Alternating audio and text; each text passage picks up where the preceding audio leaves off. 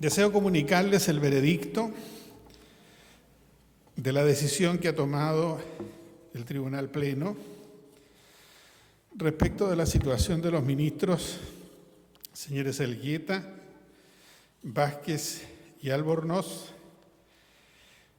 en relación con el informe final emitido por la ministra señora Rosa María Maggi, que tuvo a su cargo la investigación que se viene desarrollando desde el mes de diciembre en esa corte, la de Rancagua.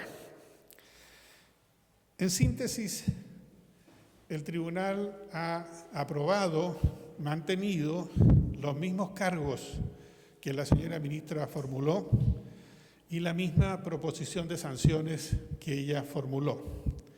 En consecuencia, se ha acordado aplicar la sanción de 4 meses de suspensión a los ministros ya mencionados y abrir un cuaderno de remoción.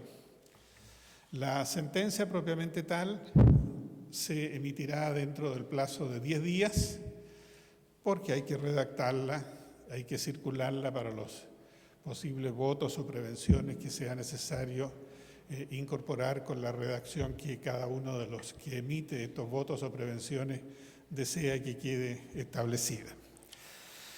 Respecto del ministro señor Elgueta, se han mantenido, como digo, los cargos que son haber intervenido en la tramitación y fallo de un recurso de protección, haberse comunicado telefónicamente con abogados respecto de algunos procesos, haber solicitado al fiscal regional de O'Higgins la designación de una persona y de otra persona en otra institución y haber exigido la designación de su exalumna, de una exalumna a la secretaria de un tribunal y haber requerido y aceptado para sí una suma de dinero.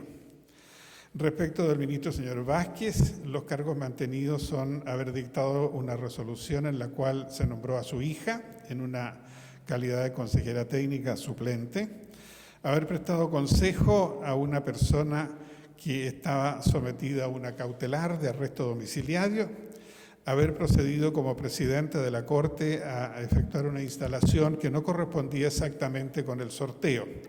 Y respecto de don Marcelo Albornoz, haber solicitado a un imputado una determinada suma de dinero. También el tribunal ha decidido aceptar la proposición de la señora ministro para varios sobreseimientos que se refieren a algunos presidentes de corte que hicieron nombramientos, a un juez de garantía, al secretario de la Corte, al mismo señor Elgueta en parte de los cargos que se le habían formulado y al mismo señor Vázquez en la misma situación. Ese es el veredicto. Sí.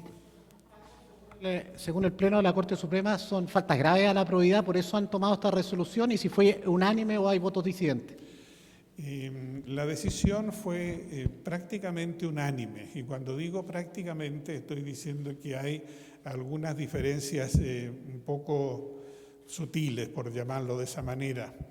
Por ejemplo, en algún caso no aplicar los 4 meses de suspensión, sino que 2. En algún caso no abrir el cuaderno de remoción. Pero todas tienen una mayoría importante y gran parte de las decisiones son por unanimidad. ¿Estos hechos? Ciertamente, si se aplica la máxima sanción y se ordena abrir un cuaderno de remoción, es porque se estima que las faltas son graves y afectan a la probidad y tienen indicado, así será en la sentencia, las normas que están infringidas, sean las normas del Código Orgánico o la de los autos acordados de esta Corte relativo a los principios de probidad y también lo que el Código de Ética Iberoamericano señala. Los ministros que votaron en contra de la apertura del cuaderno de remoción. No se lo puedo comentar porque no me recuerdo. Ustedes entienden, estuvimos desde las 8:30 hasta esta hora, ¿no es cierto? Y está en la cantidad de asuntos que fuimos viendo porque se fue desglosando uno por uno los cargos, los fundamentos de los cargos, los fundamentos de las proposiciones de sobreseimiento. Entonces, mentiría porque me perdería, digamos, en mencionar quiénes están a favor o más bien quienes hicieron algún voto en contra o alguna prevención. Ministro, buenos días y una consulta. Con esta que ya se definió que se abrirá un cuaderno de remoción para estos ministros en términos de este proceso, qué extensión tiene, qué situaciones contempla o qué etapas se consideran para esto. Lo primero es que esté dictada la sentencia misma y que esa sentencia esté notificada.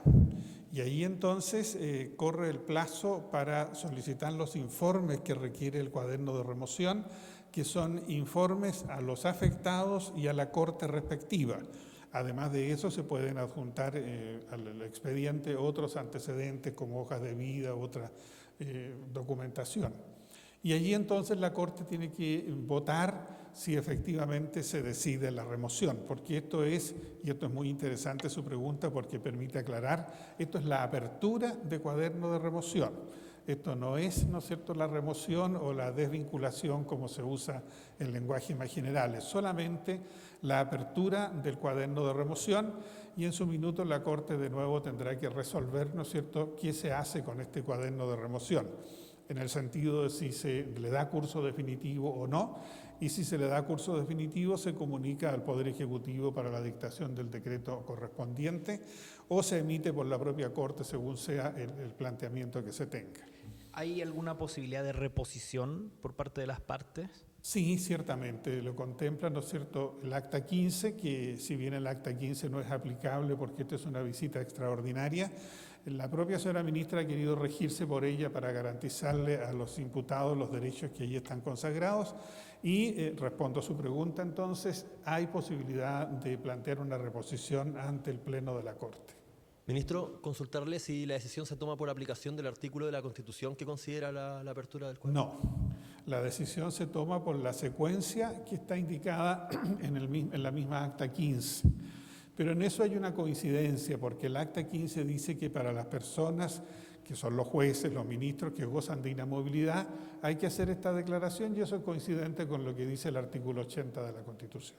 Y en términos de proceso, ¿qué puede variar? Porque ya en la etapa previa hemos tenido alegatos, ustedes han tenido acceso al informe. ¿Qué es lo que podría cambiar? ¿Qué nuevos antecedentes se podrían aportar en esta nueva etapa? No lo sé, porque eso es como anticiparse a qué traería un expediente, ¿no es cierto? ¿Qué traería un recurso de protección que se anuncia y que mañana llega al tribunal y que uno no sabe qué va a traer, ¿no es cierto? ¿Qué dinamita trae esto? El cuaderno de remoción podría contener informes que fueran muy significativos, podría contener algunos antecedentes que los ministros quisieran incorporar, ¿no es cierto?, y que fueran convincentes. Es una posibilidad, ciertamente, y por eso es que hay que volver a pronunciarse sobre el específico tema de la remoción.